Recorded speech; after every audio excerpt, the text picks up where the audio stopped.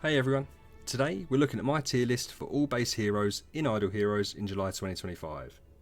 Currently there's a lot of new and returning players since the anniversary event a few weeks ago, so I thought now would be the perfect time to drop this tier list. I've already put most of the heroes in the tiers already, and I'm going to put the rest in throughout the video. Especially in games like Idle Heroes, tier lists can be deceiving. It's a very heavily team based game, and a well synergised roster of C tier heroes are going to perform better than a poorly put together team of S tier heroes. So with that in mind, I've put them into the following tiers.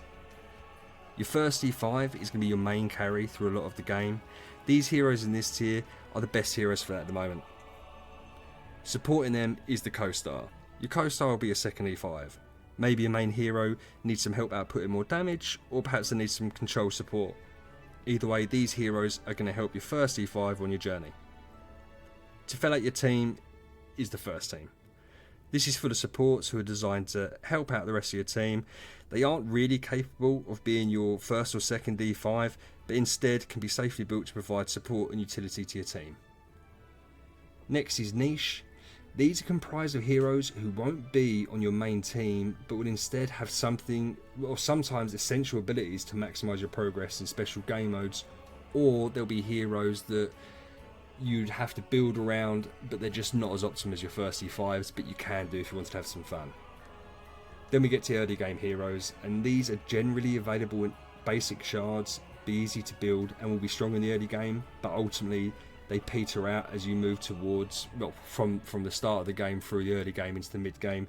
You're just going to be switching them out, but they're okay for the beginning. And finally, F is for food. Unfortunately for these guys, they really aren't useful for anything other than food. There will be other heroes as easy or more easily available that can fulfill their roles better. Something to note is that you can create a team of even the bottom tier heroes and still finish the main elements of the game. The campaign, Aspen Dungeon, Tower, Broken Spaces, Sealed Land 20, especially as your treasure train gets better and better and you start collecting decent artifacts. So please take these rankings in this tier list as they're intended. That's as like a general framework of what hero copies to be looking for in collecting and their broad roles within your team. And finally, before getting into the heroes themselves, I've placed the light and dark heroes in either first team or food. The copies of light and dark and the food of light and dark are a lot harder to obtain compared to normal factions, and that leaves you with a lot less flexibility when building them. Several would make great first E5s, but unless you're a whale, you're going to have probably 3 or 4 E5s before getting to that point.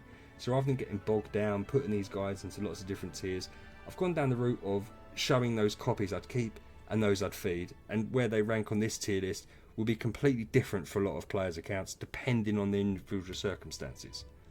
So let's get into it with your first E5s. The most optimum is Eloise. She's the one that, if you go into early PvP, everyone's using either her or Holmes Young. Very hard to kill, does a lot of damage, wants to be hit, easy to build around, just the perfect E5 hero. Next, I think rather inarguably, is Holmes Young. So he has a percent based heal at the end of each round, does a lot of damage over time and burst damage, and he has a control effect, the Doves shapeshifting, which is the most powerful control in the game. So yeah, they're the main two. The other ones here would be used if you didn't want to run down the most optimum route, a bit more of a fun build, a bit more of a fun team to build through these. But yeah, they're the main two. You've got Tix, Ithaca. Waldeck is going to be built on most accounts as a 9 or a 10 star hero, even if you don't build him up to an E5, just because he has a good death passive, which boosts everyone else's damage against the heroes he hits. Morix and Flora, two of the most underrated heroes in the game. Flora, especially because she has self-sustain, can be really powerful, and Morax just is an absolute burst hero.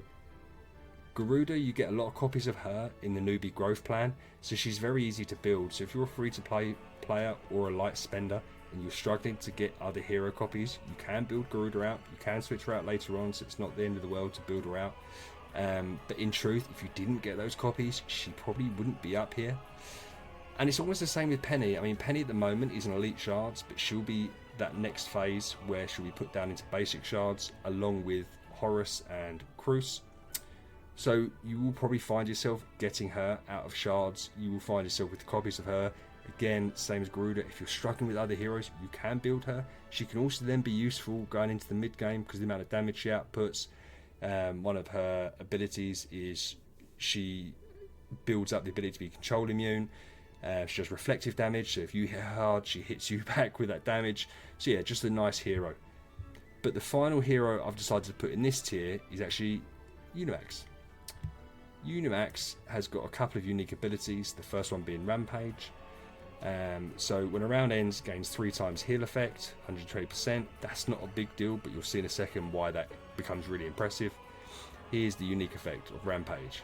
Round 4, dispels all control effects on self, increases 50% of crit damage and gains Rampage. Rampage means that all of his attacks guaranteed to crit and can't be blocked. Really, really strong. Obviously takes to round 4 to get there, but nice. Next, each basic attack restores 150% of attack HP. Again, not like a big amount, but when he's taking damage, he steals the attacker 20% of attack for 2 rounds and has a 30% chance to taunt. This doesn't have a cap, this steal attack, so that means that his heals, both here and the end of round ones, become super impressive. His passive skills are strong, so armor, HP, attack, control immunity, really nice, along with a huge armor pool at the start. And this is the other unique effect, is the energy plus 50, the only hero to have this, which means even without an energy artifact, he's going to do an active skill first attack. Really nice. Speaking of his active skill, he hits 2 times to all backline enemies for 420% of attack, which is a nice chunk of damage, and has a 50% chance to taunt the target for 2 rounds. Increases self 20% of all damage reduction. So off the bat, gets a 20% damage reduction, has a good chance to taunt, and does some decent damage. Unimax is not the most efficient hero to build, but he can be really fun to build around, and he can transition to be like a support hero. So as you move forward and get stronger heroes, you can push him back. Some of the others can't do that. They need to kind of be the main hero to be powerful. But yeah, I like Unimax, super fun. And so we're going next into co-star. You've got Betty and Sherlock, who are your main control heroes. Williams does a lot of things that mean he could be a first E5. I just don't think he's quite there. Puts out a bit of damage, does some healing. It can be nice overall. Aliamac can synergize nice with block teams, especially once you put a monster involved that helps with block. Gloria, bit of stun, bit of damage, nice, underrated. She can help out a lot as well. But the one we're going to talk about is actually Delacium. Delacium, an Abyss hero, one of the weakest factions in the game, but Delacium's nice. Delacium replicates dots and attribute reductions. So the reason you can't really make him as your first E5 is he synergizes really well with other heroes that are similar kind of levels, so everyone's surviving, and then he just takes the big damage over times that your teammates do and just makes them last longer. And then what's nice is here, with every different debuff target has, does extra damage. So again, if you've got a team built around debuffing and damage over time, it makes him incredibly strong. And finally, this is the big one. Deals 400% attack damage against 4 random enemies, and then he deals extra 400% of attack with every one different debuff the target has. It's not capped. So if your team is debuffing the hell out of the other team, you then get this guy and just dropping absolute nukes. He also has a 70% chance to extend it as well. So all the damage over time, attribute reduction and control effects on the target by 2 rounds, and that's against 4 random enemies. Really strong, nice hero, fun to use, and I actually think he's quite easy to build around. Next is your first team. These are pretty much universally support heroes.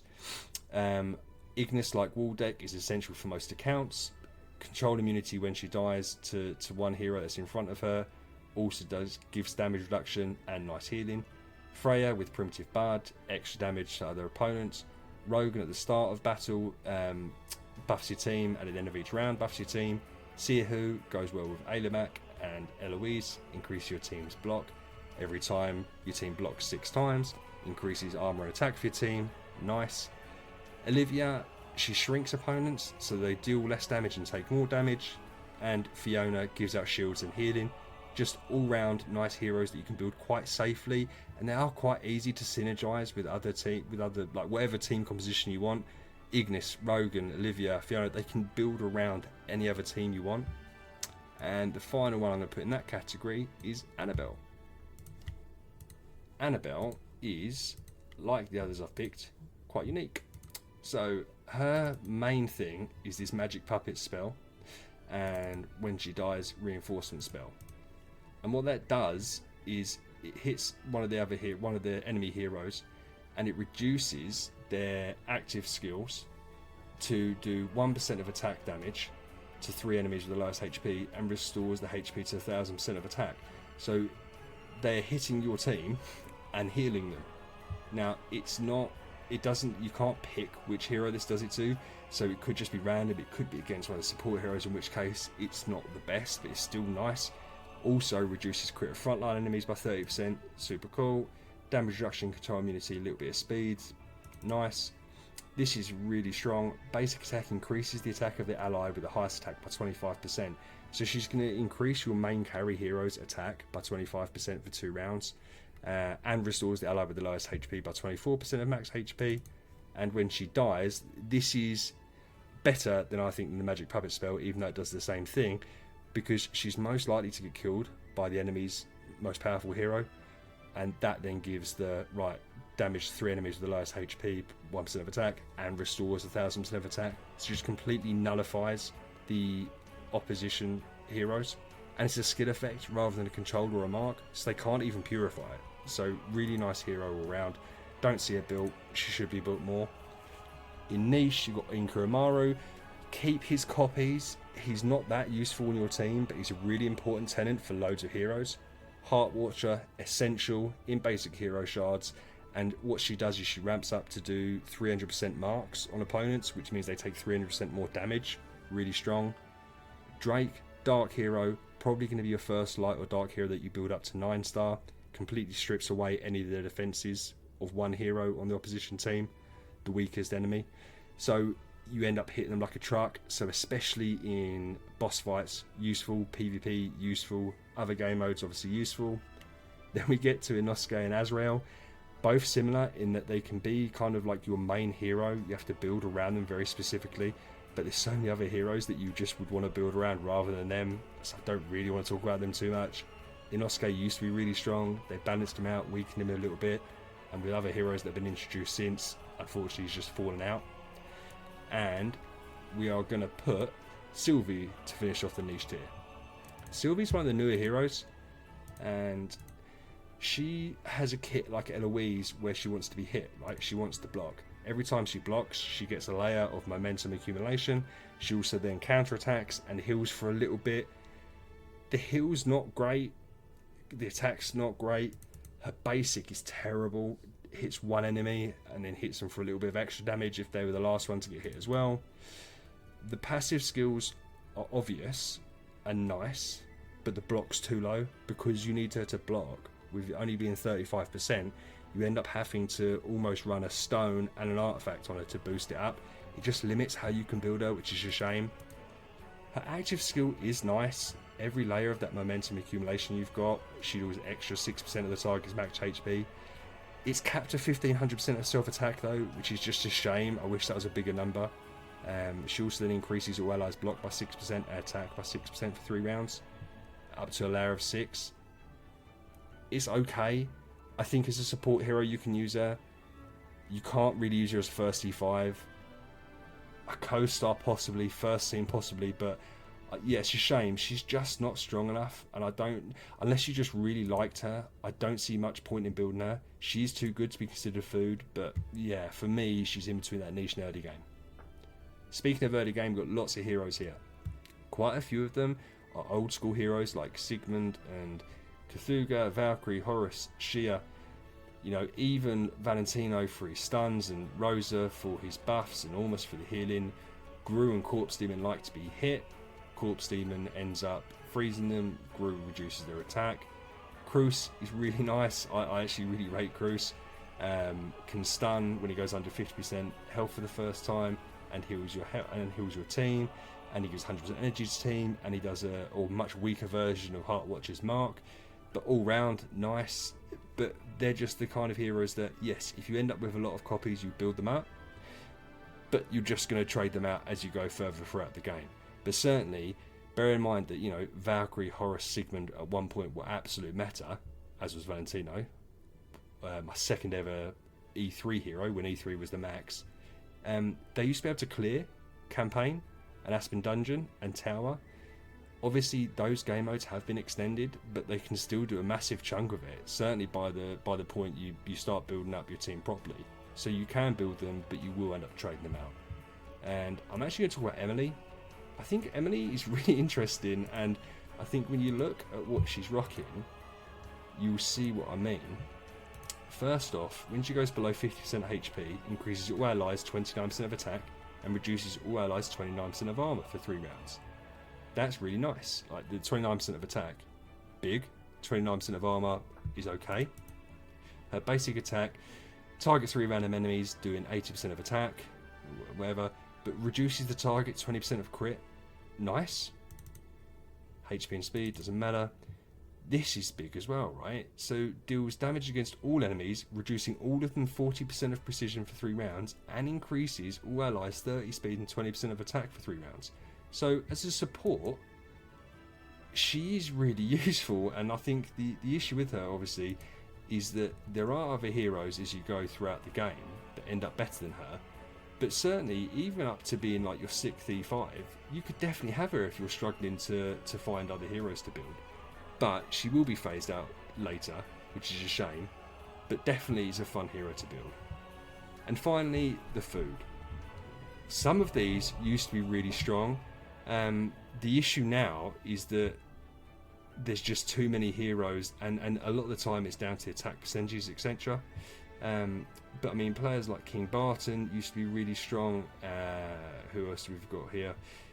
Iceblink used to be super strong. Bloodblade, I mean, Jara was meta at one point. But the one we're going to talk about is Finn. Finn is one of the newer heroes, but he is straight up trash. He's here. He's an assassin. End of each round, if self has 100% more energy, increases self speed. So it's not even a team speed, it's just him. If it has less than energy, restores HP. It's only 15%. Okay. His basic attack to 1 random enemy with a 70% chance to shapeshift. So it's not even 100%, and it's only 1 enemy. Just weird. Control immunity, block, speed, attack, okay. Active skill attacks 3 times, deals 600% of attacks. That's not bad. But it's the one with the lowest HP, only 70% chance to shapeshift, and 70% chance to inflict Mask of Deceit. If this was like the enemy with the highest attack, fine, but you're probably doing it to the weakest hero anyway. It's just weird. I don't know why they've released him like this, but yeah, absolute trash tier. So there we go, that's all finished.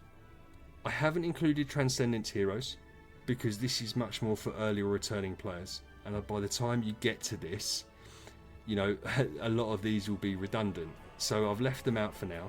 I will do another tier list with the Transcendence heroes in there. I've got more in the works. I'm going to branch out on this and go more in depth with the first E5s, because obviously some of these you can make Horus your first E5, or Sigmund or Valkyrie. On this list they don't fit in there, but on a tier list of just E5s they absolutely could do. And it'll branch through and do more in terms of artifacts and beginner guides and stuff like that. So please subscribe. Any questions you have, leave them down below. I'll be happy to answer them. Any suggestions as well. But yeah, thank you so much for watching and listening. VH out.